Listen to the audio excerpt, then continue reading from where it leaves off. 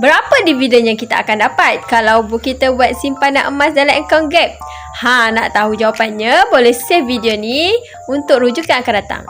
Untuk pengetahuan tuan-puan, simpan emas di Public Gold tak ada dividen. Hati-hati dengan syarikat emas yang menawarkan simpanan emas dengan dividen harian, bulanan ataupun tahunan.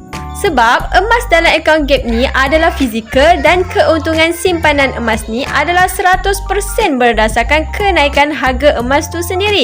Akaun Gap atau Gold Accumulation Program adalah platform untuk penyimpan emas mengumpul gram emas sebelum capai target simpanan emas fizik. Simpanan emas dalam akaun Gap tak ada charge dan tak ada komitmen walaupun bertahun-tahun tuan-puan simpan dalam akaun.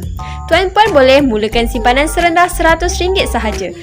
Dan bila capai target simpanan gram emas, sebagai contoh 20 gram, tuan-puan boleh arahkan sistem untuk keluarkan emas ini dan emas akan dihantar dari kilang ke alamat tuan-puan. Untuk emas yang beratnya lebih daripada 22 gram, tuan-puan perlu set temujanji untuk ambil emas tersebut di mana-mana sahaja cawangan Public Gold pilihan tuan-puan. Simpanan emas ini sangat mudah, murah dan patuh syariah. Jadi, bagi tuan-puan yang ingin mulakan simpanan emas, tuan-puan boleh klik link di bio untuk saya bantu sebaiknya.